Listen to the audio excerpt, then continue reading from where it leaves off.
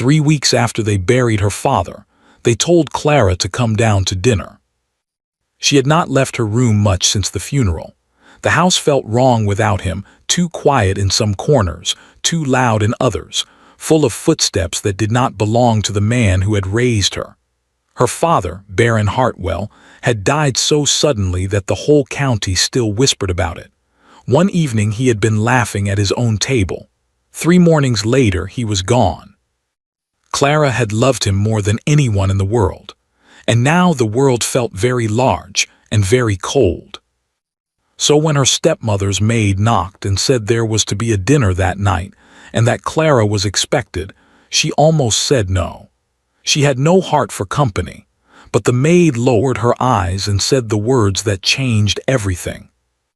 "A gentleman is coming, miss. A very great gentleman. Her ladyship says the whole house must be present. She says you must not shame the family by hiding away."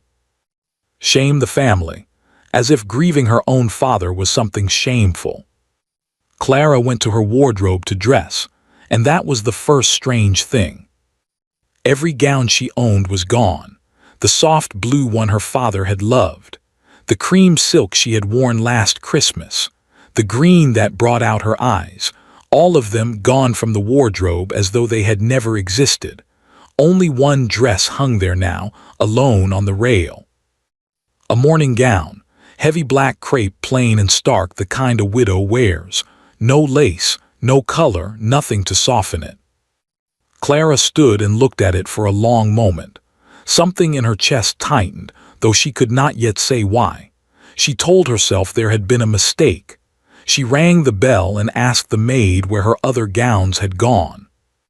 "Sent to be cleaned, miss," the girl said, not meeting her eyes. "All of them, her ladyship's orders.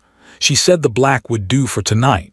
She said it was only right with the Baron so recently passed." And that sounded almost kind. That was the clever part. It sounded like respect. So Clara put on the black dress. She brushed her hair simply, because there was nothing else to be done, and she went down the great staircase toward the sound of voices and music and clinking glass. She reached the doorway of the dining hall, and she stopped. The room was ablaze with light. Every candle in the house must have been lit. The long table gleamed with silver and crystal, and the flowers, there were flowers everywhere, roses and lilies in great bursts of white and gold and crimson. This was no quiet family supper. This was a celebration.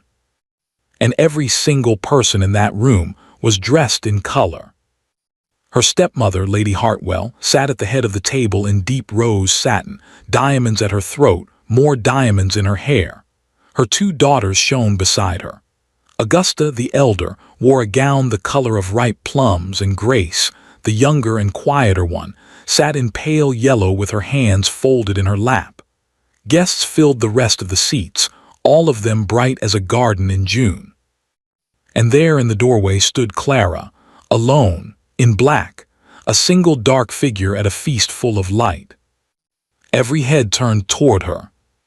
For a moment no one spoke, and then Clara understood it all at once, the way you understand a thing too late. There had been no mistake with the gowns. There had been no kindness in the maid's soft voice. She had been made to look like this. A grim, mournful shadow at a joyful table. A strange, unstable girl who could not even dress herself properly. A girl to be pitied and then dismissed. She saw it in her stepmother's small, satisfied smile. "Ah," Lady Hartwell said, her voice carrying sweetly across the whole room. "There you are, my dear. We did wonder if you would come." She turned to her guests with a little sigh, the sigh of a patient and long-suffering woman. "You must forgive her. The poor child has taken her father's death so very hard. We have tried and tried, but she will not put off her mourning. She hardly seems herself these days. We fear for her nerves." A ripple of soft, uncomfortable laughter moved down the table. Someone murmured something behind a fan. Augusta hid her smile in her wine glass. And Clara stood there and felt her face burn and felt her eyes sting and could not think of a single thing to say. Because what could she say? That they had stolen her clothes, that the grief they mocked her for was real. It would only make her look madder still. That was the trap. That was the whole design of it. They had built a cage out of her own broken heart and shut her inside it in front of a room full of strangers. She wanted to turn and run back up the stairs.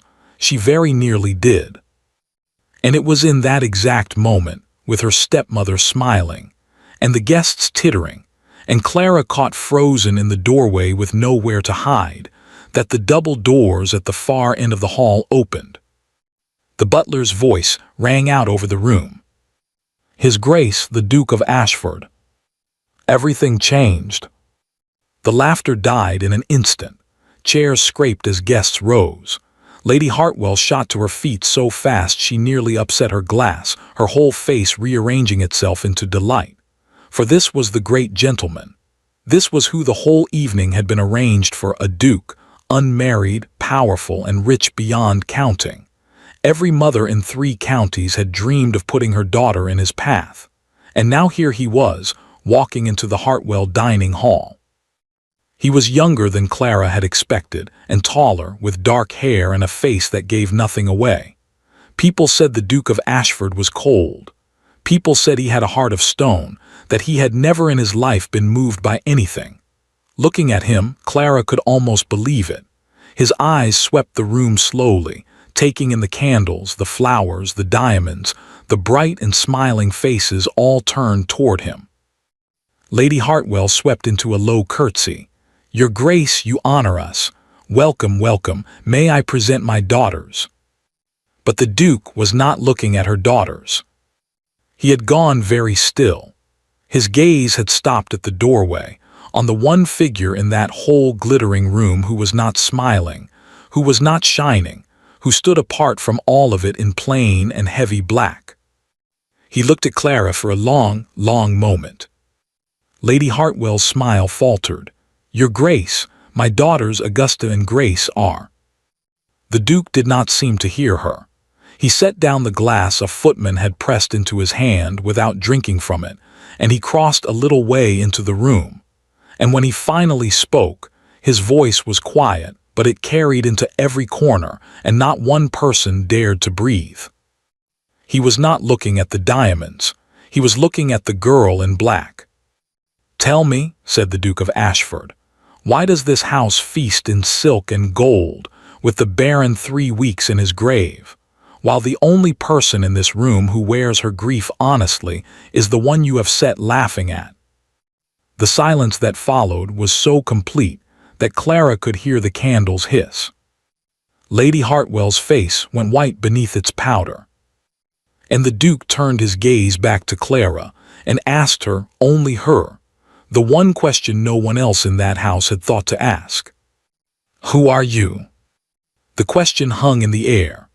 Clara opened her mouth, but no sound came out. A duke had crossed a crowded room to speak to her, the girl in black they had all been laughing at only a moment before, and now she could not find a single word. Her stepmother found plenty. Your Grace, that is only my late husband's daughter. Lady Hartwell moved quickly, gliding between Clara and the Duke as though to shield him from something unpleasant. A sweet girl, but not well, I am sorry to say. Since her father's passing she has been fragile, confused.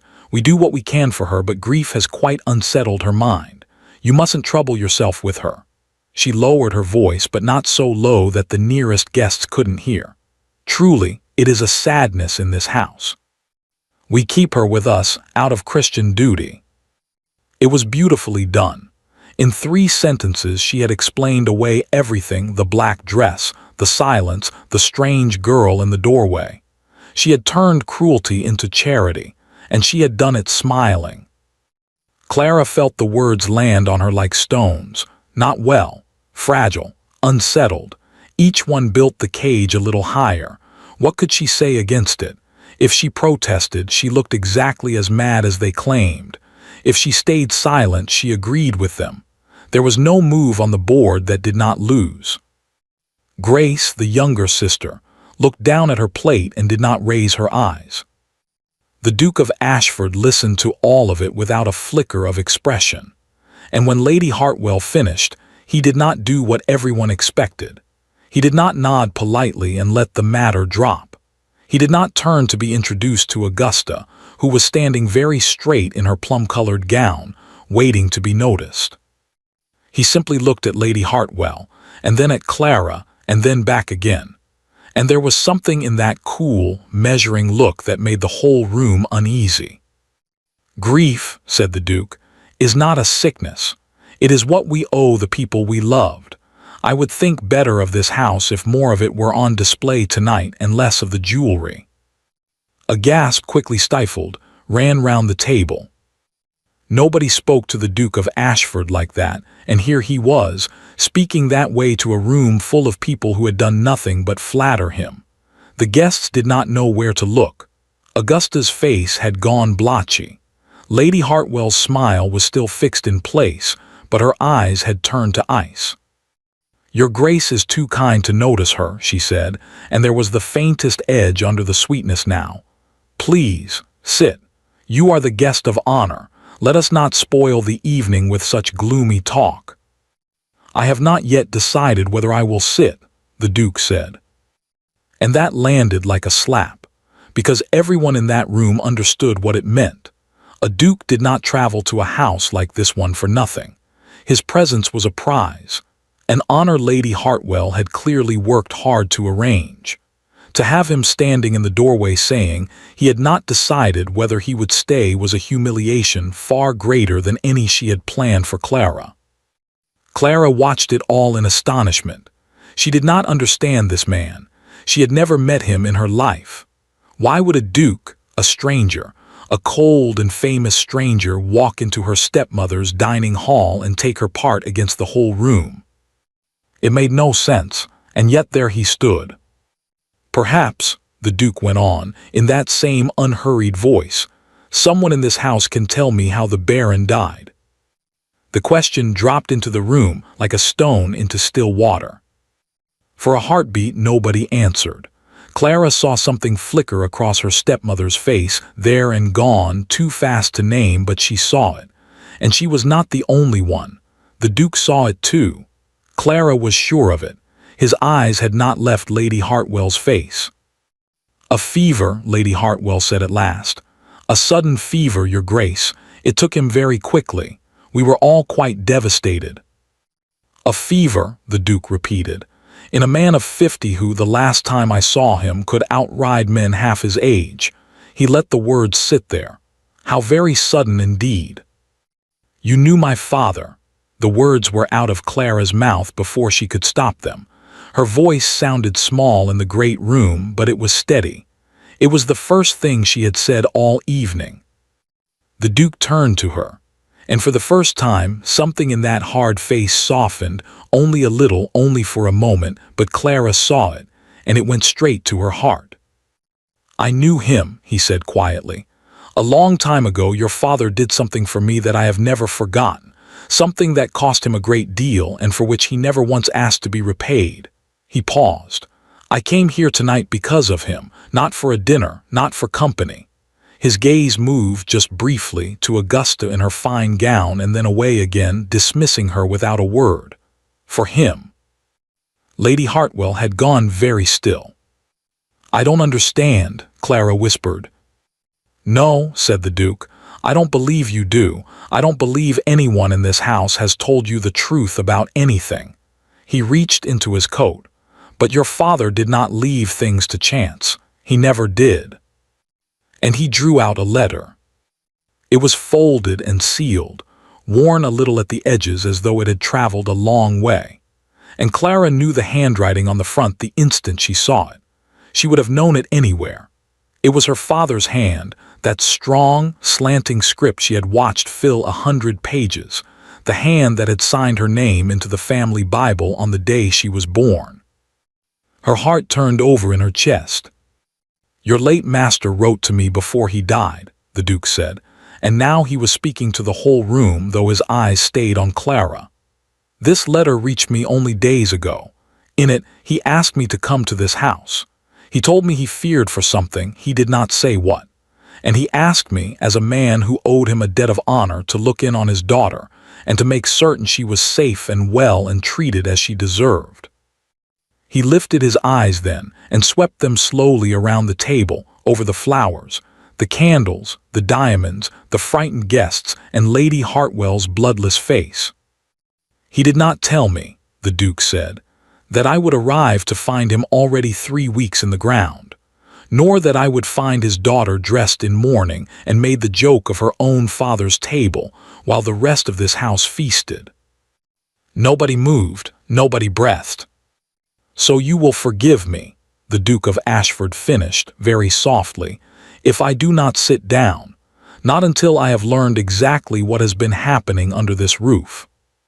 He looked at the letter in his hand, and then he looked at Lady Hartwell. "Because I think," he said, "that your husband was afraid of something in his last days, and I have begun to wonder whether he was right to be." The dinner did not recover. How could it? The Duke of Ashford had stood in the doorway and in front of every important family for miles, all but accused the House of Hartwell of hiding something. The guests picked at their food and murmured behind their hands, and one by one they made their excuses and left early, until the great bright room felt emptier and colder with each carriage that rolled away. Lady Hartwell smiled them out, everyone, her jaw tight beneath her powder. But the Duke did not leave. When the last guest had gone, he turned to Clara and said simply, "Walk with me. I should like to hear about your father from someone who actually mourns him." Lady Hartwell stepped forward at once. "Your Grace, it isn't proper for her to." "Then send a maid to follow at 10 paces, the Duke said, without so much as looking at her, "and propriety is satisfied. I will speak with the Baron's daughter." And there was nothing Lady Hartwell could do. One did not refuse a duke in one's own drawing room, not in front of the servants, not without confirming every suspicion he already held. So she pressed her lips together and let it happen, but Clara, glancing back as she left the room, saw her stepmother catch the eye of a thin, gray man who had been sitting quietly at the far end of the table all evening. A man Clara had noticed but not been introduced to. A man with cold, careful eyes. The two of them exchanged a single look, and then they both looked away. Clara did not know his name yet, but she would learn it soon enough. It was Mr. Crow, her father's lawyer. Out in the long gallery, away from the others, the Duke slowed his step so that Clara could walk beside him. For a while, neither of them spoke. Portraits of Hartwell's long dead watched them pass in the candlelight. "They told me you were unwell," the Duke said at last. "In the mind, do you believe you are unwell?" "No," Clara said. And then, because she had promised herself she would tell the truth to this man if to no one else in the world. "But I have begun to wonder if they mean to make me so, or to make everyone believe it. It comes to the same thing in the end, doesn't it?" The Duke looked at her sidelong, and something in his face said she had answered better than he expected. "Tell me how your father died," he said. "All of it. Leave nothing out because it seems small." So she told him. She told him how her father had been well, truly well, hearty and strong, laughing at his own table not a month ago. She told him how, quite suddenly, he had grown anxious in his last weeks. How he had begun locking his study door, which he had never done before.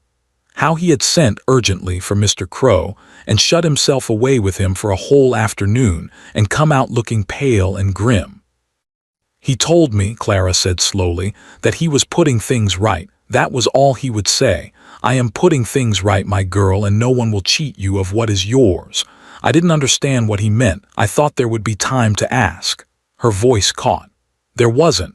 3 days later he was taken ill in the night. By morning he could hardly speak. By the next morning he was gone. The doctor called it a fever. But I was with him, your Grace, at the end, and it did not look like any fever I have ever seen. The Duke had stopped walking. "What did it look like?" he asked quietly. Clara hesitated. She had never said this aloud. She had barely let herself think it. "It looked," she whispered, "as though something were burning him from the inside. He was in such pain, and he kept trying to tell me something about his desk, about a paper, but he could not get the words out. And then she could not finish. For a long moment the Duke said nothing at all. The candle flames swayed. "There is a ring," he said finally. "Your father wore it always. A gold signet worn thin with the Hartwell crest. I never in my life saw him without it. Do you have it?" Clara blinked. "No, I assumed it was buried with him." "It was not," said the Duke. "I asked the sexton before I came in tonight. The Baron was buried without it." He turned to face her fully. "So where is it, Clara? A man is not parted from a ring he wore for 30 years by accident. Someone took it from his hand. And a signet ring is not a trinket. It is used to seal documents, to make them law." The floor seemed to tilt under Clara's feet. She understood all at once what he was saying. Whoever held her father's ring could seal a paper, a letter, an agreement, a will, and stamp it with the mark of a dead man, and no one would ever question it. "You think someone forged something," she breathed, "in his name?" "I think," the Duke said, "that your father in his last weeks tried to change something and could not finish. I think he was afraid he would be stopped, and I think he was stopped permanently." His voice was very level, but his eyes had gone hard as flint. "And I think you, Clara, are the only person in this house who was not part of it, which is exactly why they want the world to believe your mind is broken. A mad girl's word is worth nothing. A mad girl can be sent away, locked up, silenced, and no one asks a single question." Clara's hands were shaking. Everything he said fit. Every terrible piece of it fit, like a key turning in a lock she had not known was there. "But why would you help me?" she asked. "You don't know me. You knew my father years ago. Why would you stand against all of them for a stranger in a black dress?" The Duke of Ashford was quiet for a moment, and then he reached into his coat and drew out the letter again, her father's letter, the one he had shown the room. But this time he unfolded the outer page, and Clara saw that inside it there was a second packet, smaller, thicker, still sealed with a heavy blob of red wax, unbroken. And across the front of that inner packet, in her father's own trembling, failing hand, the writing weaker than she had ever seen it, the hand of a dying man, were written these words: "To be opened by the Duke of Ashford alone, not before I am dead, and not until the day my daughter stands wrongly accused. On that day open it and set right what I could not." Clara stared at it, her eyes filled. "Your father sent me 2 letters in one," the Duke said gently. "The first asked me to come and watch over you. This second one he sealed against a darker day. He believed, he knew that a moment would come when you would be accused of something, framed, ruined, and he trusted me to be holding the answer when it did." "Then open it," Clara whispered. "Open it now, please, if it can help us." "No." The Duke folded the packet carefully away, back against his heart. "Not yet. Your father was a careful man, and these were the careful instructions of a dying one. He said not until the day you stand accused. If I break the seal too soon, I may destroy the only proof he left.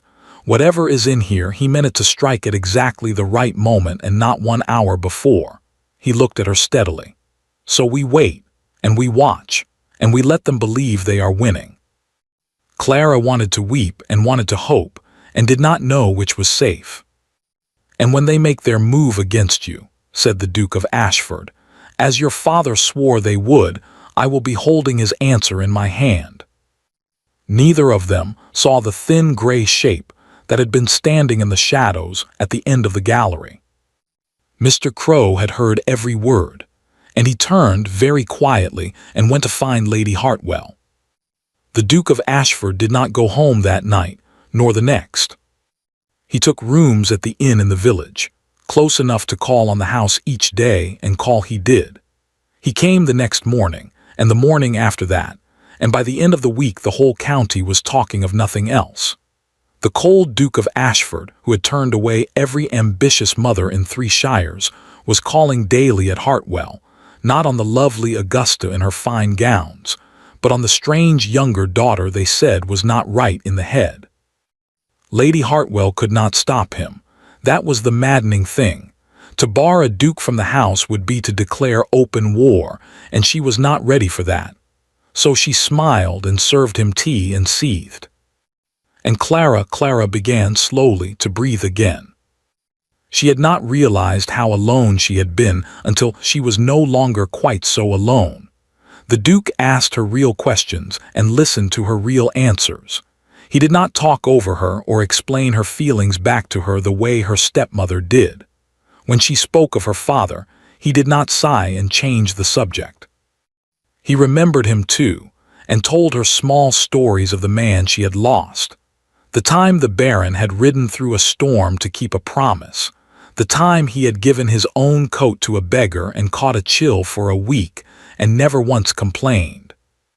"He was the best man I knew," the Duke said one afternoon as they walked the frost-white garden. "And I owe him a debt I can never now repay to his face, so I will repay it to his daughter instead." Clara looked up at him.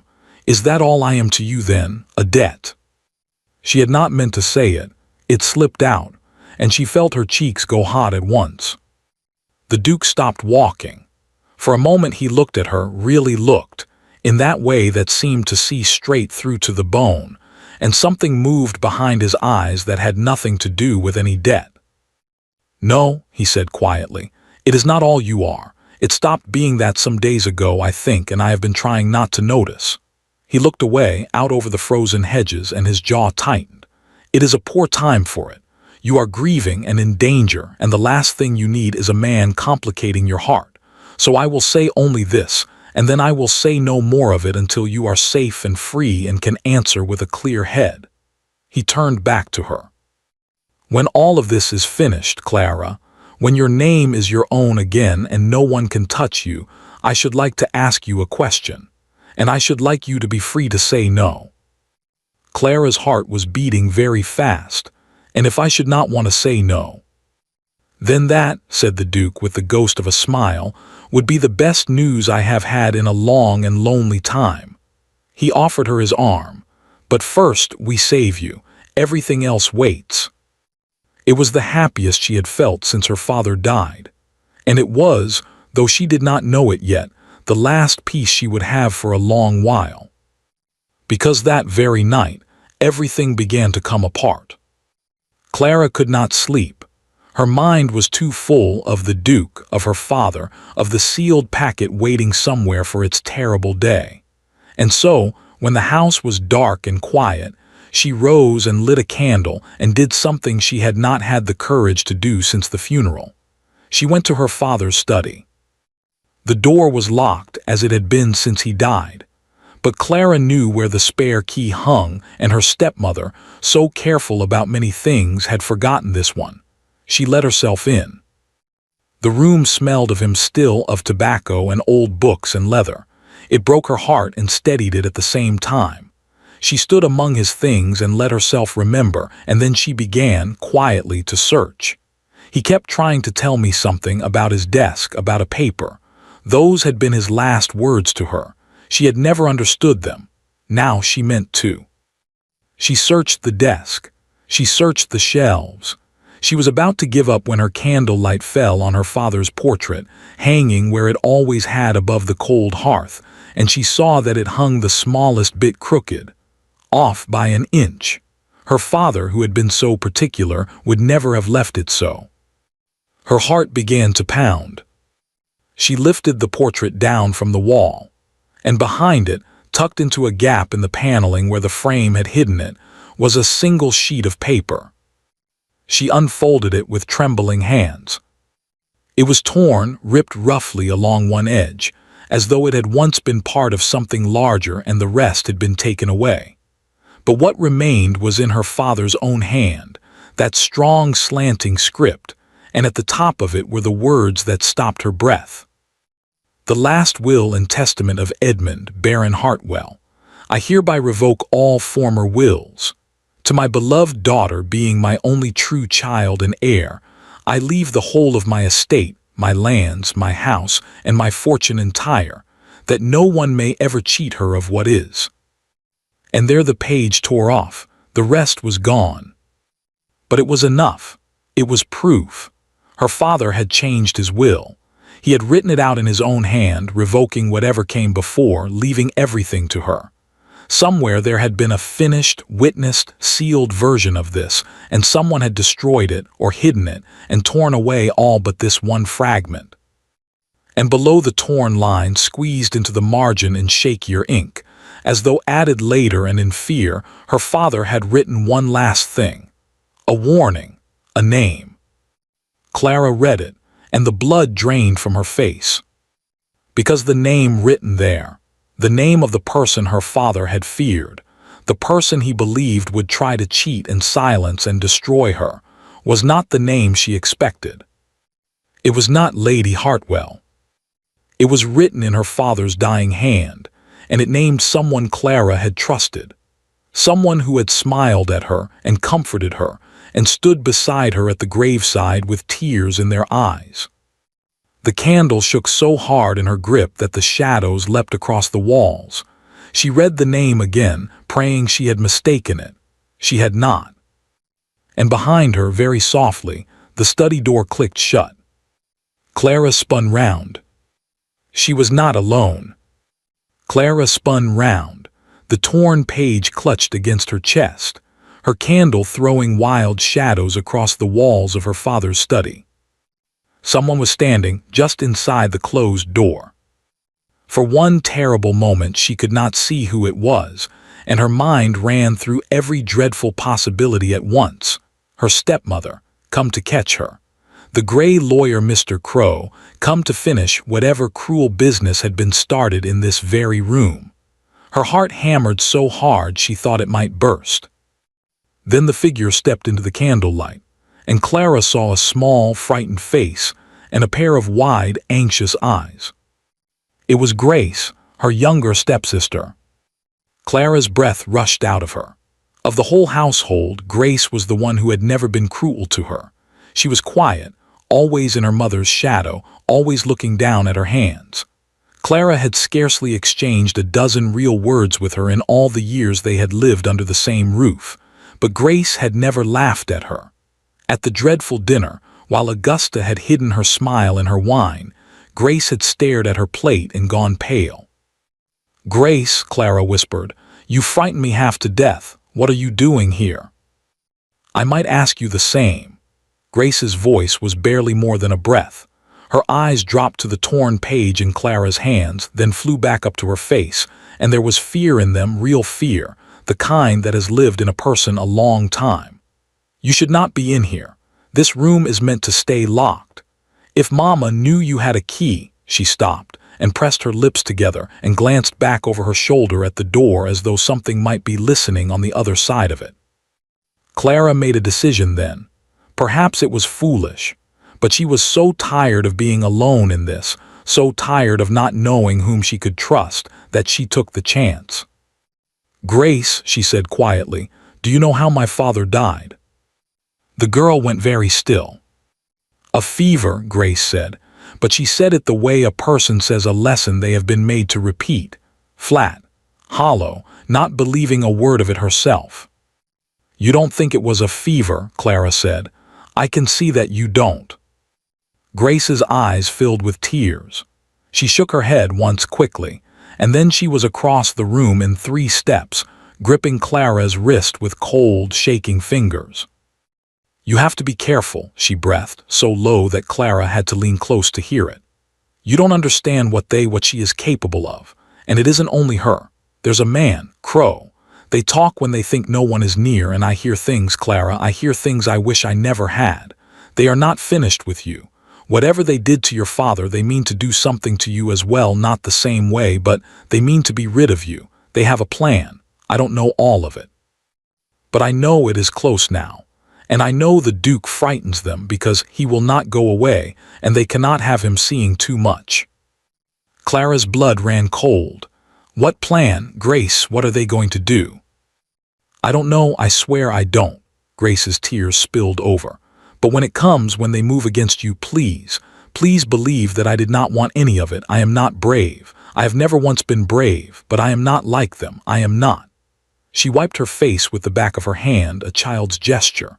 "That is all I came to say. I saw the candle under the study door and I was afraid it was you, and I was afraid what would happen if anyone else found you first." And then, before Clara could say another word, Grace slipped back to the door, opened it a crack, listened, and was gone into the dark of the sleeping house. Clara stood alone again in her father's study, the torn page burning against her palm, and she understood two things with perfect clarity. The first was that she had, at last, one friend in this house, a frightened one, a weak one, but a friend. The second was that whatever was coming for her was coming soon. She looked down again at the fragment of her father's will, and at the shaky name he had scrawled in the margin in his last days, the name of the person he had feared above all others. She had read it 3 times now. There was no mistaking it. Crow. Mr. Crow, the family lawyer.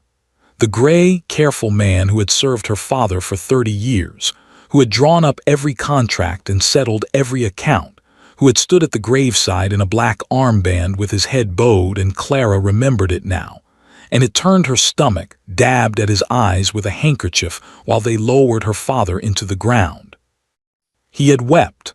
The man her father named as his betrayer had stood over his grave and wept, and everyone had thought, what a faithful old servant, how he loved the Baron.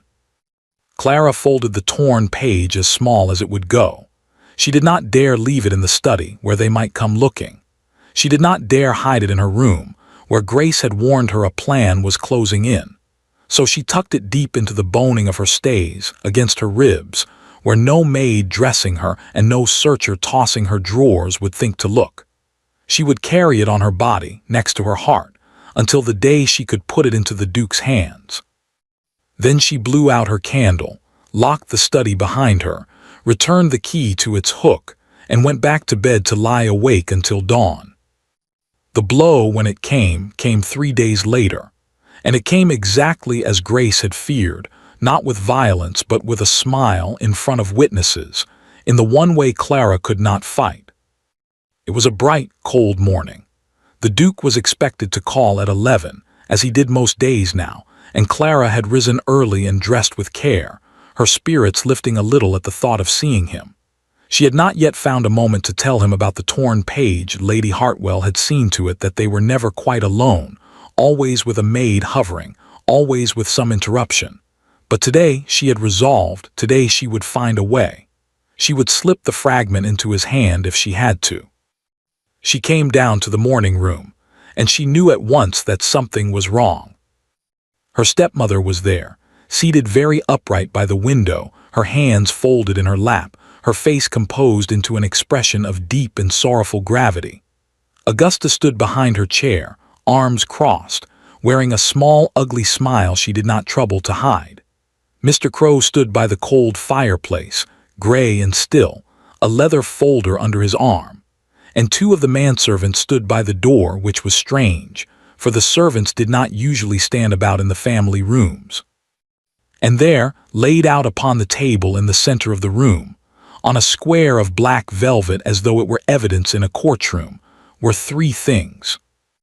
A string of pearls, a pair of gold earrings, and a small, worn signet ring, gold gone thin with age, stamped with the Hartwell crest. Her father's ring. Clara stopped in the doorway. Her mouth went dry. "Ah," said Lady Hartwell in a voice heavy with false sorrow. "There you are. Come in, child, come in. We must speak with you, and I am afraid it cannot wait." She sighed, a long, performed, grieving sigh. "Oh, my dear, I had so hoped it would never come to this." "What is this?" Clara managed. "These items," said Mr. Crow in his dry lawyer's voice, stepping forward, "were discovered this morning. Hidden. In your bedchamber, Miss Hartwell, beneath a loose board under your bed." The room seemed to tilt. "That is not possible," Clara said. "I have never seen those earrings in my life, and the pearls are my stepmother's, and the ring—" her voice cracked. "The ring is my father's. I have been looking for that ring. Someone took it from his hand." "You see," said Lady Hartwell softly, turning to Mr. Crow, to Augusta, to the servants, to everyone but Clara. "You hear how she speaks, wild accusations. Someone took it from his hand. The poor child, the poor, poor child." She pressed a handkerchief to her lips. "It is exactly as I have feared these many weeks. Her grief has quite overthrown her reason. First she will not put off her mourning. Then she wanders the house at night. Oh yes, the servants have seen her creeping about in the dark. And now this, stealing, hoarding, hiding her own father's ring beneath her bed like a magpie and inventing stories when she is found out." "I did not put those things there," Clara cried. "You know I did not. You put them there, you or Crow, to make me look a thief and a mad woman." "There," Augusta murmured with satisfaction. "You hear it. She accuses Mama. She accuses Mr. Crow. She will accuse the King of England next." Clara looked from face to face and saw the trap closing over her, and understood with a sick, sinking horror exactly how well it had been made. This was Grace's warning come true. They had not needed to harm her. They had only needed to arrange a little pile of objects and speak a few sad words, and now she stood accused of theft, of madness, and every protest she made only proved their case. The louder she defended herself, the wilder she seemed. The more she pointed at the true culprits, the more she looked like a woman whose mind had come apart. A mad girl's word is worth nothing. The Duke's own words came back to her. A mad girl can be sent away, locked up, silenced, and no one asks a single question. "Why?" Clara whispered. "Why are you doing this?" Lady Hartwell rose from her chair and crossed to her, and for one moment when no one else could see her face but Clara, the mask slipped. The sorrow fell away, and underneath it was something cold and hard and hungry, a look of pure triumph, the look of a woman who has wanted a thing for a very long time and is about to close her hand around it at last. "Because it is all mine now," she said very quietly for Clara's ears alone. "The house, the lands, the money, all of it. Your father thought he could change that at the very end, thought he could scribble it all away to you." Her lip curled. "He thought wrong, and you, my dear, are the only loose thread left, the only person who might make trouble. So the world is going to learn that poor mad Clara Hartwell is a danger to herself, a thief and a lunatic, and must be sent somewhere quiet for her own good. And once you are safely locked away where no one listens to a word you say," she smiled, "there will be no one left to make trouble at all." She stepped back, and the mask came down again, smooth as ever, the grieving stepmother, all sorrow and Christian duty. "Take her upstairs," she said to the servants, her voice gentle and sad once more. "Gently, mind. She cannot help what she is. Lock her in her room and let her rest, poor thing, until the doctor can be sent for. We shall have to consider what is best for her. Somewhere she can be properly cared for, I think. Somewhere far away." The servants moved toward Clara. And in that moment, that exact moment, the sound of carriage wheels came clear and sharp from the drive outside. Hoofbeats, the crunch of gravel, a horse being reined in at the front steps. Every head in the room turned. It was 11 o'clock. The Duke of Ashford had come to call. For half a heartbeat, Clara saw hope. If she could only reach him, if she could only get to the door, to the drive, before they shut her away, she could put the truth into his hands, the torn page hidden against her ribs, everything. But Lady Hartwell moved faster.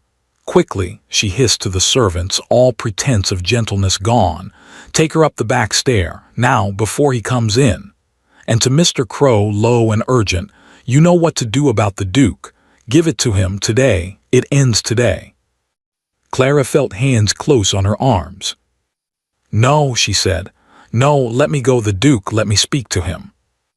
But they were already drawing her backward, toward the servants' door, away from the sound of the man who had promised to hold her father's answer in his hand. She twisted, she pulled, she called out, but the house was large and its walls were thick, and the front hall was far away, and her voice did not carry. The last thing she saw, before they pulled her through the door and up the dark and narrow stair, was Mr. Crow.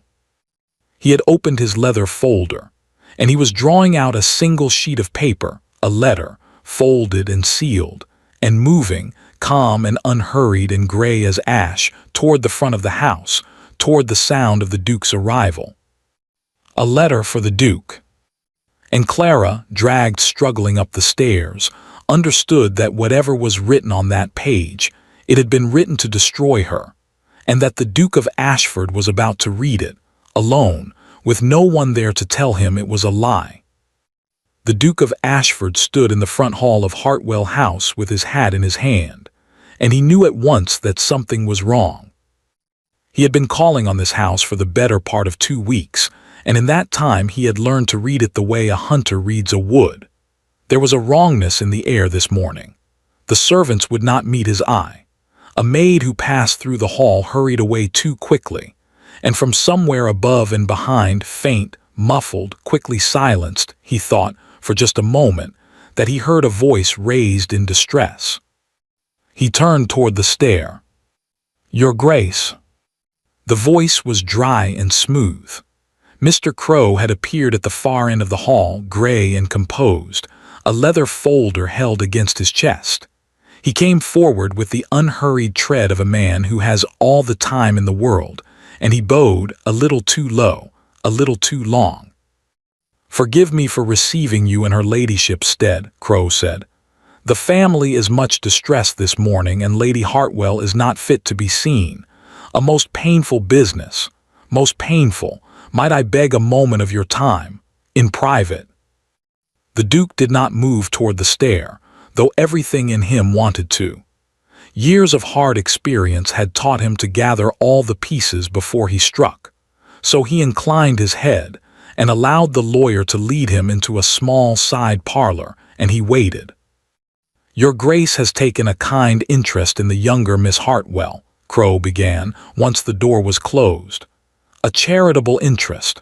I honor you for it, which is precisely why it grieves me deeply, to be the one who must open your eyes." "Open them to what?" the Duke said. Mr. Crow sighed and opened his leather folder and drew from it a single folded letter. "I have served this family for 30 years, he said. "I drew up the late Baron's contracts. I kept his confidences. And I am sorry to say that in that long service I came to know things about the young woman you have been visiting that no gentleman would wish to know." He held out the letter. "This came into my possession some weeks ago. I confess I hesitated to act upon it. But now that a duke of the realm has become entangled, now that your good name is at risk, I can no longer keep silent. Read it, Your Grace, and judge for yourself." The Duke took the letter. It was a single sheet, closely written in a small, feminine hand, and as he read it, his face, that hard, unreadable face, grew slowly, coldly still. It was a letter, it seemed, written by Clara, or written by someone meant to be Clara. It was addressed to a man, a lover, a fellow schemer, and it was full of things that made the Duke's jaw tighten with every line. It spoke of a plan. It spoke of the old Baron's failing health, and of how conveniently it had come, and of the fortune that would soon be within reach. It spoke in cold and calculating terms of a rich and foolish duke who had recently begun sniffing about the house, a cold fish, but a wealthy one and lonely, which makes him soft. It spoke of how easy he was to play, how a sad face and a black dress and a few tears in a garden had been enough to turn his head. How, once the marriage was made and the settlement signed, there would be money enough for everyone, and the tiresome business of the estate could be arranged to suit them all. "Only be patient a little longer," the letter ended. "He believes every word. He thinks me the wronged and grieving daughter. Men always do believe what they wish to be true. Yours, until the fortune is ours." The Duke of Ashford read it twice, and something closed inside him like a door swinging shut in winter. He was a proud man. He knew that about himself. Pride had cost him before and would again. But it was not only pride that turned him cold now. It was the older, deeper wound beneath it, the one almost no living soul knew about. Long ago, before the world had taught him to keep his face like stone, the Duke of Ashford had trusted a woman with his whole heart, and she had wanted nothing of him but his name and his money, and when she had them she had laughed at him behind her fan with her friends. He had heard that laughter. He had spent 15 years making certain no one would ever have cause to laugh at him again. And now, in a small gray parlor, a lawyer had handed him a letter that said the whole thing was happening a second time, that the grief he had believed in was a performance, that the black dress, the honest black dress that had first stopped his heart across a crowded room, had been a costume chosen to move him, that he was, once again, the wealthy fool being played by a clever woman with a sad face. Men always do believe what they wish to be true. The line burned him worst of all, because it was aimed exactly where he was weakest, and because, God help him, it was the sort of thing that was often true. "Where is she?" the Duke said. His voice had gone very quiet and very flat. "Resting, your grace," said Mr. Crow smoothly. "She has been unwell, agitated. This morning there was an incident. I'm afraid certain valuables were found hidden in her room, among them the late Baron's own signet ring. When she was confronted, she flew into a passion and made the most shocking accusations against her own grieving family." He shook his gray head sadly. "It is a tragedy. The family have been too gentle with her for too long, but her mind is not sound, your grace. It has not been sound for some time. I fear the letter you hold is only further proof of a nature far more calculating than her innocent face would suggest."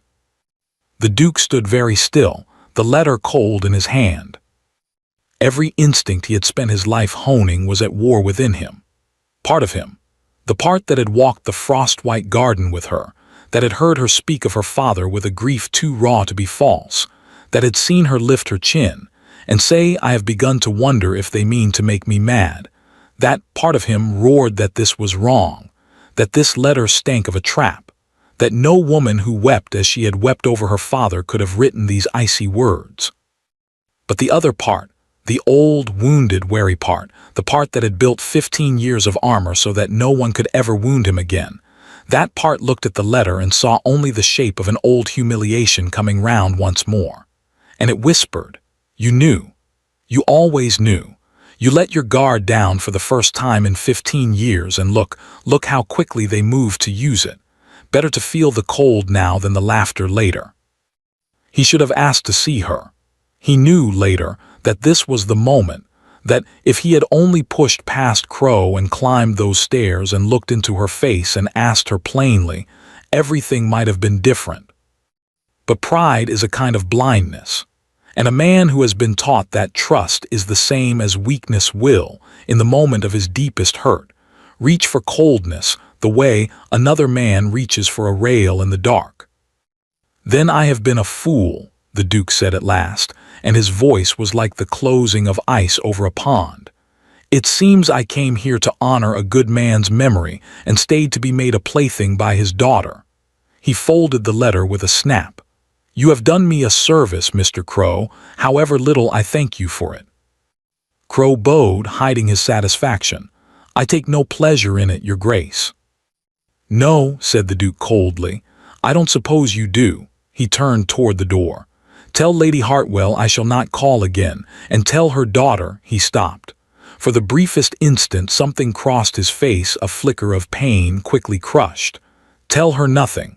She will understand my silence well enough."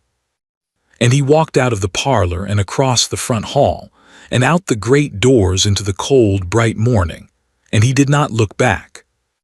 He did not know, how could he know, that as he crossed the hall the girl he was abandoning was 3 floors above him, on her knees at a locked door, her ear pressed to the wood, listening to the sound of his boots on the marble below and understanding, with a grief that surpassed even the loss of her father, that he was leaving.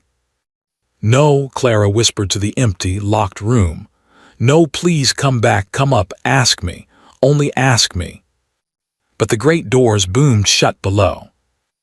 And through the small, high window of her prison, she watched the Duke of Ashford mount his horse in the drive, his back straight, His face turned away, and right out through the gates without once looking up at the house, carrying with him, folded in his coat, the lie that had poisoned his heart against her, and folded in that same coat close against it, still sealed, still waiting.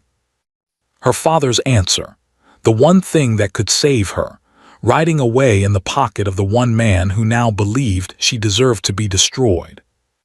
The days that followed were the darkest of Clara's life. They kept her locked in her room. Meals were brought and left. The door was opened only by servants who would not speak to her, who kept their eyes down, who had plainly been told she was mad and dangerous and were half afraid of her.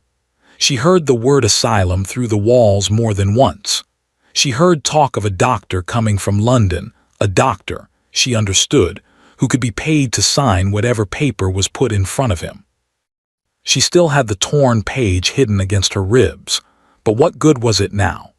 The one man who might have used it, who had sworn to hold her father's answer until the day she was accused, had ridden away believing she was a liar. The day of her accusing had come, the very day her father's letter had spoken of, and the Duke had not opened the sealed packet.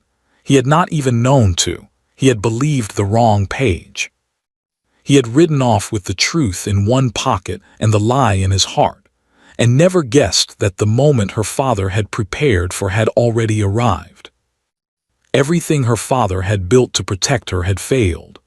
The good man's careful plan had come to nothing, because it had all depended on a proud man's trust, and that trust had broken at the first hard push. Clara sat by the little window in the fading light, and for the first time since the funeral, she felt something worse than grief. She felt defeat. But 3 floors below, and unknown to anyone, a small and frightened person was standing outside the locked parlor where the whole cruel scene had played out. A person who had crept close, and listened, and seen the gray lawyer hand over a letter she knew to be false, because she had watched her own mother sit up half the night composing it in a hand made to look like someone else's. Grace stood in the empty hall, her hands shaking, and looked at the great doors through which the Duke had gone. She was not brave. She had told Clara so herself. She had never once in her life been brave. But she knew where the Duke of Ashford was lodging, and she knew that a lie had just ridden out of this house in a good man's coat. And somewhere inside her, in the frightened, trampled place where her conscience had lived all these years without ever being allowed to speak, something began, very quietly, to rise. The doctor came from London on a gray Thursday. Clara heard the carriage on the drive and knew, with a cold certainty, what it meant. She had heard the plans through the walls, the whispers of a quiet place in the country, of papers to be signed, of a physician who asked no awkward questions so long as his fee was generous. She knew that once that doctor put his name to a certificate declaring her of unsound mind, it would be finished. She would be taken away in a closed carriage to some far and silent house, and the door would lock behind her, and the world would forget there had ever been a daughter of Baron Hartwell at all. She had 2 days, perhaps 3, no more. She had tried everything a Lockton girl could try. She had begged the servants who brought her meals, and they had looked at the floor and said nothing, because they had been paid or frightened or both. She had tried the window, but her room was 3 floors up, with nothing below but flagstones. She had written a letter to the Duke, 3 letters, 4, and slipped them under the door, and watched through the crack as a maid gathered them up and carried them straight to Lady Hartwell, who no doubt fed them to the fire. Nothing reached the outside world. The house had become a sealed box, and she was sealed inside it. And the worst of it, the thing that hollowed her out in the small dark hours, was not the fear of the asylum. It was the memory of the Duke's boots on the marble walking away. He had believed them. After everything, he had believed a lie over her, and ridden off without so much as looking up at her window. She had let herself love him a little in the frost-white garden, and he had discarded her at the first hard push. That wound went deeper than any lock or key. She sat by the window in the failing light and watched the London doctor's carriage roll up to the door, and she thought, So this is how it ends. Not with a knife or a poison, but with a signature and a smile. Papa, I am so sorry. I could not keep it. I could not keep any of it. She pressed her hand to her ribs, where the torn page still lay hidden against her heart, useless now, and she wept quietly, so they would not hear. She did not know that miles away, in a small room at the village inn, everything was about to change. Grace had not slept for 3 nights. She had watched the doctor's carriage set out that morning from the window of her own room, and she had understood as clearly as Clara had what it meant. And something in her, the small, trampled, frightened thing that had been rising in her since the night she saw her mother forge that letter, had finally stood all the way up. I am not brave, she had told Clara. I have never once been brave. But there is a kind of courage that comes not from having no fear, but from being more afraid of doing nothing. And Grace had reached it at last. She waited until the household was occupied with the doctor. She wrapped herself in a plain cloak, took what little money she had, slipped out through the kitchen garden where no one thought to watch, and walked the 2 long miles into the village in the cold, alone, her heart pounding at every sound, certain she would be missed and caught and dragged back at any moment. She was not caught, and she came at last, breathless and shaking, to the door of the village inn, and asked in a trembling voice for the Duke of Ashford. The Duke had not left. That was the first mercy. He had meant to, he had ordered his horses made ready twice, but each time something had stopped him, some snag in his chest he could not name, and he had stayed on at the inn another day, and another, telling himself he had business in the county, knowing that he lied. He was sitting alone by the fire, the sealed packet in his hand. He had taken to holding it in the evenings. He did not know why. He would take it from his coat and turn it over and read again the words her father had scrawled across it. Not until the day my daughter stands wrongly accused, and then he would put it away again, unopened, and sit staring into the flames. Because a thought had begun to trouble him.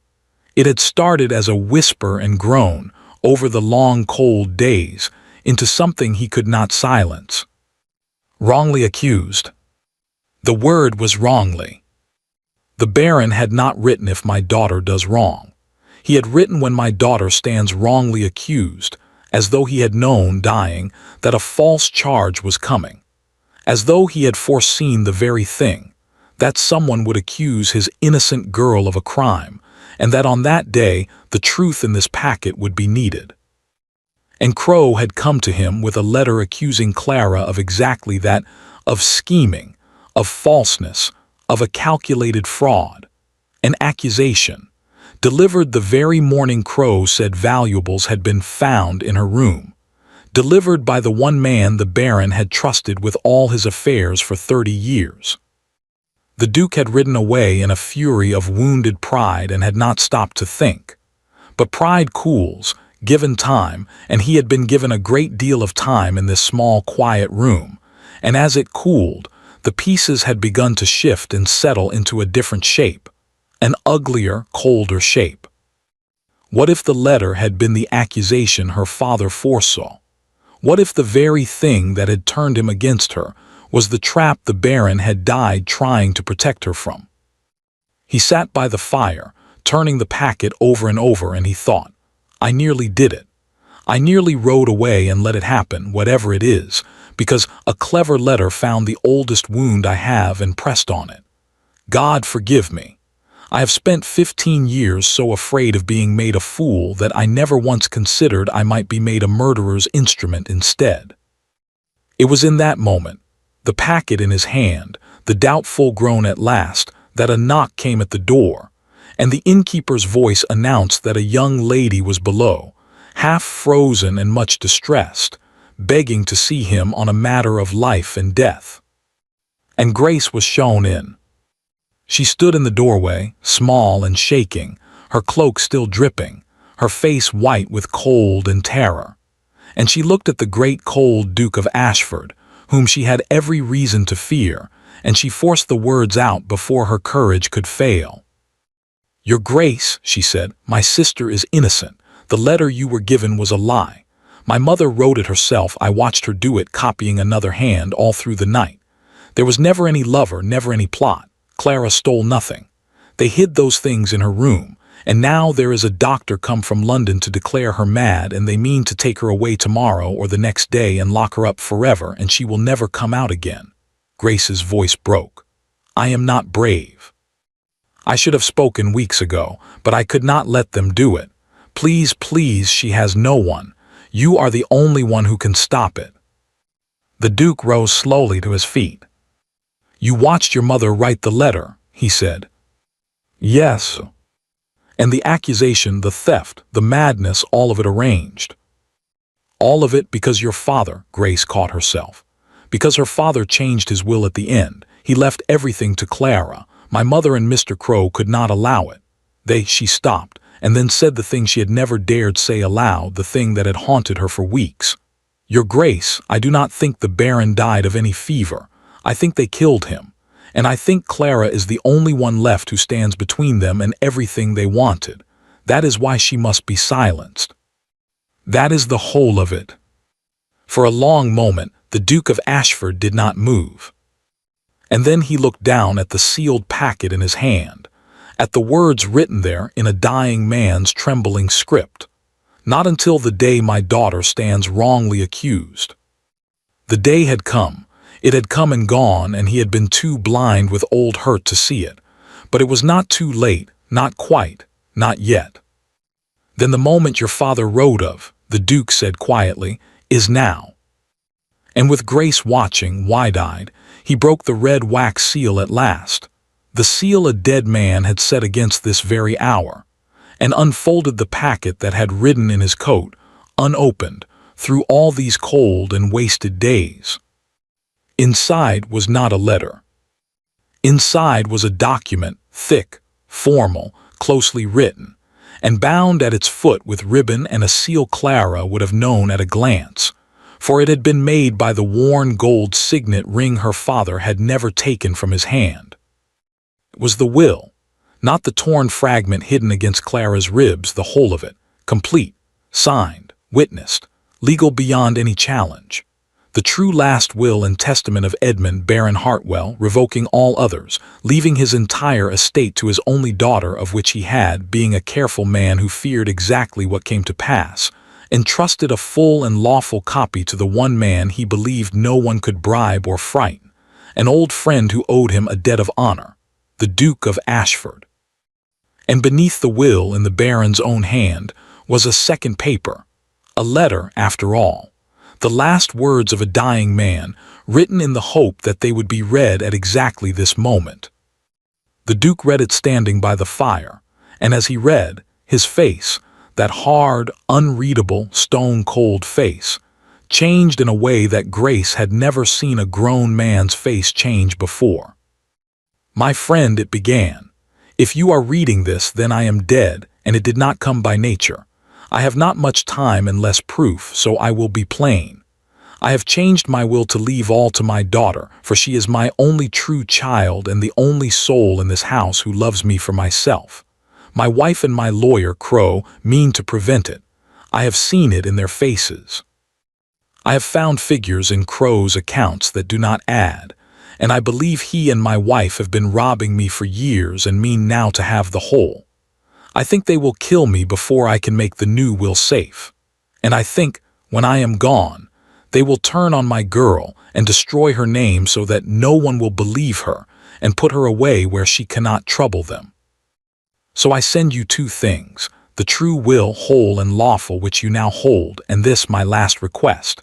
When they accuse her, and they will, do not believe them. Whatever they say of her, however clever the lie, do not believe it. Go to her. Stand between her and them as once, long ago, I stood between you and ruin. Bring her the truth, and see the guilty answer for what they have done to me and mean to do to her. I trusted you with my life once, and you did not fail me. I trust you now with the only thing I love more than it. Do not fail her. Hartwell." The Duke of Ashford lowered the letter. For a moment he stood utterly still, and Grace saw something wet stand in the eyes of the cold Duke that all the county feared, saw him grip the mantle as though the floor had shifted under him. Do not believe them, however clever the lie. And he had. God help him, he had believed them. The dead man had reached out of his grave to warn him with the exact words, and he had done the one thing he was begged not to do. He had looked at an innocent, grieving girl, and at the first clever lie, he had turned his back and ridden away and left her to the wolves. The shame of it went through him like a blade. And then, hard on its heels, came something else, something that burned hotter than shame and colder than his 15 years of armor. It came up through him and set his jaw and squared his shoulders and put a light in his eye that Grace instinctively drew back from. It was fury. Cold, clean, terrible fury at Crow, at Lady Hartwell, and most of all at himself. He folded the letter and the will together and put them inside his coat, over his heart, where the sealed packet had ridden all these days. "How long?" he said, and his voice was very quiet and very dangerous, "until they take her away." "Tomorrow," Grace whispered, "perhaps the day after, as soon as the doctor signs." "Then the doctor," said the Duke of Ashford, "will not sign." He was already reaching for his coat, already calling down the stair for his horse to be saddled, already moving with the speed of a man who has wasted precious days and means to waste no more. "You have done a braver thing tonight than you know," he said to Grace as he pulled on his gloves. "Stay here where it is warm and safe. It is not finished yet, but I promise you this. Your mother has arranged one last gathering to see your sister quietly disposed of. She wanted witnesses to poor mad Clara's ruin." His eyes glinted like winter steel. "She shall have her witnesses, everyone, and I think the evening will not go at all the way she has planned." And the Duke of Ashford strode out into the cold and the dark, swung up onto his horse, and rode hard through the night toward Hartwell House, with a dead man's justice folded against his heart, and murder to answer for, and a locked door 3 floors up behind which a girl in a black dress was waiting for a rescue she had long since stopped believing would come. Lady Hartwell had planned the evening with great care. It was to be a small, sorrowful gathering, a handful of the most important families in the county, invited to a quiet supper. The purpose, she had let it be known in the gentlest terms, was a painful one. Poor Clara Hartwell had grown worse. There had been theft, wild accusations, a complete collapse of reason. The family, out of love and duty, had at last been forced to accept that she could no longer be cared for at home. A physician had come from London and confirmed the sad truth. Tomorrow she would be taken, gently and with every kindness, to a place where she could be properly looked after. Lady Hartwell wanted witnesses, respectable, gossiping witnesses, who would carry the story out into the world exactly as she wished it told. That the Hartwells had done everything they could for the poor mad girl, that it was a tragedy, that no one could possibly be blamed. Once the county believed it, no one would ever think to question how the whole of the Baron's estate had come to rest in his widow's hands. The story would be sealed as tight as a coffin, and Clara sealed inside it. So the candles were lit, as they had been on that first night. The table was laid with silver and crystal. The finest families came in their finest clothes and murmured their sympathies, and settled in to watch a family's private grief with the quiet relish of people who love a scandal. And when the guests were seated and the wine was poured, Lady Hartwell gave the signal. "Bring her down," she said softly to the servants, pressing a handkerchief to her eyes. "Let our friends see how it is with her, poor lamb, so that none may say we acted without cause." For she had one final cruelty planned. She meant to have Clara brought before them all disheveled, frantic from days of confinement, half wild with fear, so that the girl's own distress would be the final proof of her madness. Clara would weep and rage and accuse, exactly as a lunatic would, and the whole county would see it with their own eyes and pity the family that had borne such a burden. They brought Clara down. She came into the bright room pale and thin, in the same black mourning dress, blinking in the blaze of candlelight after so many days in her dim, locked room. And she looked for a moment exactly as her stepmother had hoped, lost, frightened, overwhelmed. But then she lifted her head, and she looked around the room at all those staring, whispering faces, and she understood what this was, a performance, staged for her ruin, and something in her refused to give them what they had come to see. She would not weep. She would not rage. If they meant to send her to a living grave, she would go with her chin up and her father's blood in her veins, and they would not have the satisfaction of watching her break. She stood straight in her black dress, and she said, in a voice that was quiet but did not shake, "I am not mad, and I am no thief. Whatever my stepmother has told you, it is a lie, every word of it. My father did not die of any fever, and You see," Lady Hartwell cut in smoothly, turning to her guests with a sad, knowing smile. "You hear how she speaks. Such terrible fancies. It grieves my very heart. Do not distress yourself, dear guests. She cannot help what she has become. Let her finish." The voice came from the doorway, and every head in the room turned. The Duke of Ashford stood in the great double doors, travel-stained, his coat still dusted with the cold of the road, his face like carved stone. Behind him, small and pale but standing on her own 2 feet, was Grace. Lady Hartwell's handkerchief froze halfway to her cheek. "Your Grace," she managed. We did not expect. This is a private family matter, I am afraid." "No," said the Duke, and he came into the room slowly, and the guests fell back before him without quite knowing why. "It is not private. You invited half the county to witness it, and so half the county but they shall witness the whole of it, madam, and not merely the part you have written for them." He came to a halt in the center of the room, beside the long table, in almost the exact spot where he had stood on that first night. And he looked at Clara, a long look across the crowded room, and this time there was no coldness in it at all, only something that made her breath catch, a grief and a plea, and beneath both, a fierce and steady resolve. "Forgive me," said that look. "I was a fool, but I am here now, and I will not fail you twice." Then he turned to face the room. "I hold in my hand," he said, drawing the papers from inside his coat, "the last will and testament of Edmund, Baron Hartwell, the true one, complete, signed, witnessed, and sealed with his own ring. He entrusted a lawful copy to me before he died because he feared, rightly, as it happens, that the one kept in his own house would be destroyed. He let his gaze fall on Mr. Crow, who had gone the color of old ash. It leaves the whole of his estate, this house, these lands, every penny of his fortune, to his daughter, not to his widow, to his daughter." A stir ran through the room like wind through wheat. "That is a forgery," said Lady Hartwell, but her voice had lost its sweet certainty.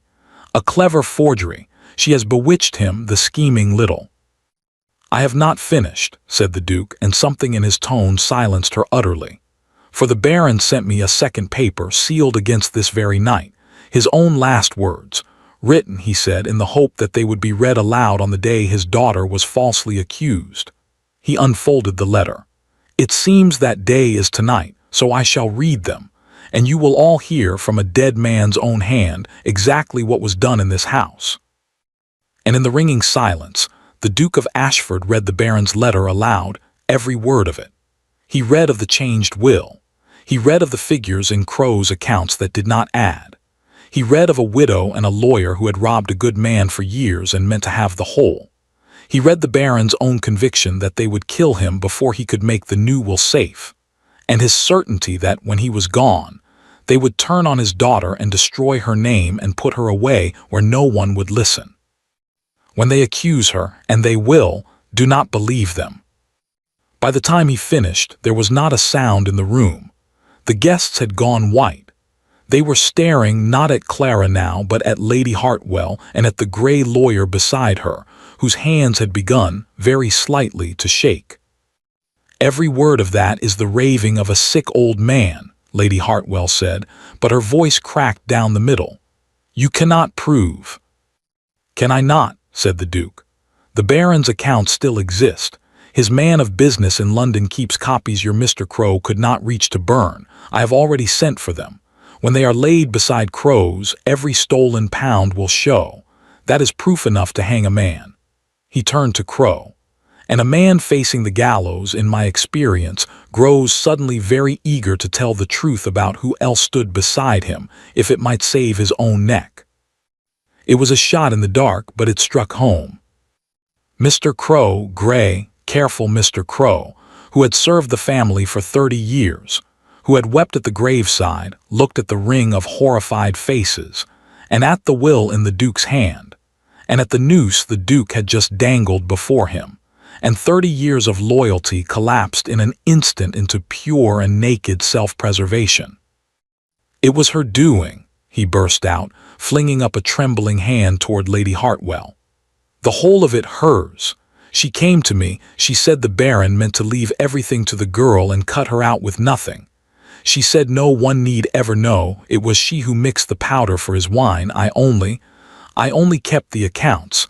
I only wrote the letter, I never—" "You lying wretch!" Lady Hartwell shrieked, whirling on him.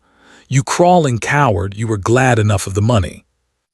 And there, before the whole assembled county, in the blaze of the candles she had lit for Clara's ruin, the two of them turned on each other and tore the truth to pieces between them. The poison, the forged letter, the stolen years, the plan to lock an innocent girl away, each one shrieking the other's guilt in a desperate, doomed attempt to shift the weight from their own shoulders. And every respectable family in the county sat and heard it all. Lady Hartwell had wanted witnesses. She had them now, every one. Augusta had shrunk back against the wall, her plum-colored gown suddenly ridiculous, her mouth working with no sound coming out. Grace had crossed quietly to Clara's side and taken her hand and held it tight. And Clara stood in the middle of it all in her black dress, and watched the lie she had been buried under come apart at last, and could scarcely believe that it was real. The Duke of Ashford let them rage until they had damned themselves past any saving. Then he raised one hand, and the room fell still, and he spoke, and his voice, though quiet, carried into every corner. "The magistrate has been sent for," he said. "He will be here within the hour. Mr. Crow, Lady Hartwell, you will both remain in this house until he arrives, and you will answer for the murder of Edmund, Baron Hartwell, and for all that was done in his name after. Take them," he said to the servants, and the servants, who had feared and obeyed Lady Hartwell only that morning, looked at the Duke, and looked at the ruined woman screaming in the candlelight, and chose the winning side, as servants will. They took her, and then it was over. The guests, appalled and thrilled in equal measure, gathered their wraps and their scandalized whispers and departed into the night, already composing the story they would tell. And this time it was the true one, and it would run through every drawing-room in the county by morning. How the cold Duke of Ashford had ridden through the dark to save the wronged daughter of Baron Hartwell, and unmasked a murderess at her own supper table, and set the whole thing right. At last the great room was empty, but for two people. The Duke crossed the floor to where Clara stood, crossed it slowly, the way he had that very first night, past the fallen candles and the abandoned chairs. But this time he did not stop a careful distance away. This time he came all the way to her and stood before her, and for a moment the proud, cold Duke of Ashford could not find a single word. "I believed them," he said finally, low, ashamed. "Your father begged me not to in his own hand, and I did it anyway. I looked at you, at the truest thing I had ever seen, and I let an old wound make me a coward. I left you to them. I will regret it as long as I live." He drew a breath. "I have no right at all to ask your forgiveness, but I find I must ask it because I cannot bear to stand here and not." Clara looked up at him. She thought of the days locked in the dark. She thought of his boots on the marble, walking away. She thought, too, of the frost-white garden, and of a man who had crossed a crowded room to defend a stranger in black when no one else in the world would speak for her. "You came back," she said. "Too late." "No," said Clara softly, "not too late. You are here, that is not nothing, that is very nearly everything." Her eyes filled, but she was smiling, the first true smile in a very long time. "My father trusted you. He was right too. In the end, he was right too." Something broke open in the Duke's stone face, relief and grief, and a fierce tenderness he had kept locked away for 15 years. "There was a question," he said, "that I promised to ask you, when you were safe and free and could answer with a clear head and be free to say no." He looked at her. "You are safe now and free, and this house and everything in it is yours." He swallowed. "So I will ask it, though I have earned the right to nothing. Clara, when all of this is settled and your name is written back into the world where it belongs, will you let me spend my life trying to be worthy of the trust your father placed in me? Will you have me?" And Clara, the girl they had dressed in black to shame her, the girl they had called mad and thief and liar, the girl who had stood alone in a room full of enemies and refused to break, looked up at the Duke of Ashford and gave him her answer. But that is the beginning of another story, and it has a far happier ending than the one they meant for her. The wedding was held in the spring, when the frost had gone at last from the Hartwell Gardens, and the hedges Clara had once walked in her grief stood green and full of birdsong. It was, everyone agreed, the finest day the county had seen in a generation. The little church could not hold half the people who came, and those who could not fit crowded the churchyard and the lane beyond, for the whole country had followed the story by now, the tale of the wronged daughter of Baron Hartwell, dressed in black to be shamed, called mad and thief and liar, locked away to be silenced, and saved at the very last hour by the cold Duke of Ashford, who, it turned out, had not been so cold after all. They had wanted to see her ruined. Now they came in their hundreds to see her wed. And when Clara came out of the church on the Duke's arm, a great cheer went up from the crowd. But it was not the black-clad figure they remembered who stepped into the sunlight. She wore a gown the color of the spring sky, pale blue shot through with silver, and there were flowers in her hair, and she was smiling, and she was so beautiful and so plainly happy that more than one hard old farmer in that churchyard was seen to wipe his eyes. The black dress was gone. She had kept it, she would always keep it, folded away in a drawer, for it was a part of her now and she would not pretend otherwise. But she did not wear it any longer. She had worn her grief honestly when grief was all she had. Now she had something else to wear, and she wore that honestly too. The house was hers, of course. Everything was hers. The courts had seen to that within a month of the reckoning. The true will was beyond any challenge, and once the Baron's London accounts were laid beside Mr. Crow's, the theft stood plain for all to see, pound by stolen pound. As for Lady Hartwell and Mr. Crow, they answered for what they had done, as the Duke had promised they would.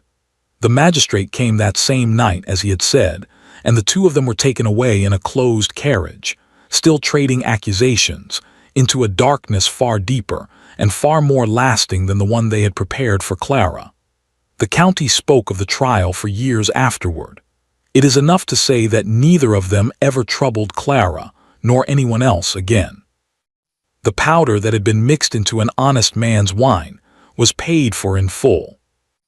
Augusta was another matter. She had known of the plot, not all of it perhaps, but enough, and she had smiled through every cruelty. But she had not mixed poison nor forged a hand, and Clara, who might have cast her out without a penny and been thought merciful for it, chose otherwise. She sent Augusta to live with a distant, respectable aunt in the north, with a small allowance and firm instructions, where a proud girl learned, slowly and not without complaint, to be a humbler and perhaps a better one. It was more than she deserved, and less than she feared, and it was Clara's decision alone to make. But Grace stayed. The frightened girl who had walked 2 miles through the cold to save a sister who had never been shown much kindness, who had found her courage at the very last hour when it counted most, was not sent anywhere. Clara would not hear of it. Grace had been as much a prisoner in that house as she had, in her own way, trapped by fear, by a mother's shadow, by a lifetime of being told she was too weak to matter. Clara knew what it was to be locked in. She had no wish to lock anyone else away. So Grace became a daughter of the house in the way Clara's own father would have understood chosen, not by blood, but by love. She lived with Clara and the Duke, and she grew, over the years, from a timid, downward-looking girl into a bright and steady young woman with a quick laugh and a spine of her own. And in time she made a good marriage to a kind man who thought the sun rose and set in her. And Clara stood up at her wedding with tears streaming down her face and a heart full to bursting. "You were braver than all of us," Clara told her on that day. "In the one moment that mattered, you were the bravest person in the world." "I was terrified," Grace admitted, laughing and crying at once. "I know," said Clara, "that is what made it brave." As for the Duke of Ashford, the cold Duke, the man of stone, the man who had built 15 years of armor so that no one could ever wound him again, he was never cold again. Not in that house. He had come to Hartwell to pay an old debt to a dead friend, and he had stayed to find the one thing he had stopped believing he would ever have. A home where he was loved for himself, and not for his name or his fortune, by a woman who had seen him at his worst, who had watched him believe a lie and ride away and leave her to the wolves, and who had forgiven him anyway, and taught him, slowly and patiently, how to lay the armor down. They were happy. It is a simple thing to say, and it does not sound like much, but it is the rarest thing in the world, and they knew it and never once took it for granted. They filled the old house with light and with children, and with the sound of a family that laughed easily and grieved honestly and hid nothing from one another, because they had both learned, in the hardest way there is, exactly what it costs to live among people who smile and lie. On the wall of the Duke's study, the room that had once been her father's, where a torn page had waited behind a crooked portrait, Clara hung two things. The first was her father's portrait, straightened at last, restored to its proper place. The second, framed beside it, was his letter, the last words of a dying man to the friend he trusted with the only thing he loved more than his life.